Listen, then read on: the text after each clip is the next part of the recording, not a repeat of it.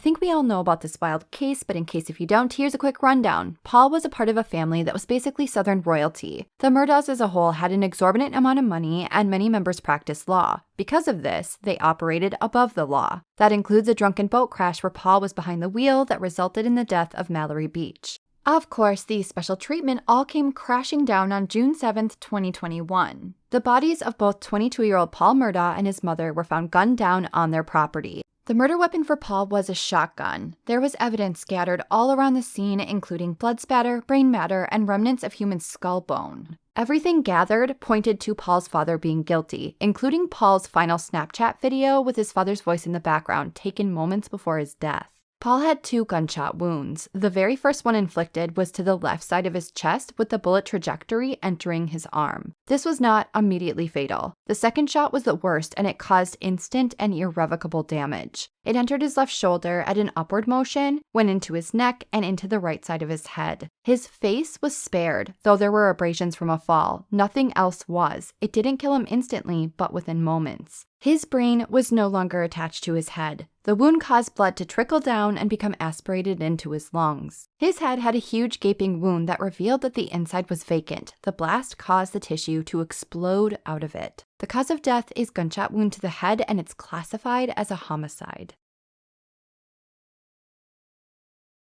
There are reasons to believe that Maggie was beginning to suspect that her husband was involved in some seriously shady financial dealings. That could very well be the reason that both Maggie and her son Paul were found murdered on June 7, 2021. The murder weapon for Maggie was a rifle. Her body was discovered face down outside of dog kennels on the Murdaugh property. DNA evidence surrounding the scene included blood spatter, brain matter, and remnants of human skull bone. She had a total of 5 gunshot wounds from 4 different bullets. These were to her thigh, abdomen, wrist, and 2 to her head. The first 2 shots, which included a main wound to her abdomen, had stippling present. Stippling is typically a superficial injury caused by unburnt gunpowder hitting the skin. This means the shots were fired from close range, usually within about 3 feet. The remaining shots were from farther away. The 2 wounds to her head were the most catastrophic. One was to the back of the head that went into the left side of her face near her ear. The other was to the top of her head that exited through her shoulder.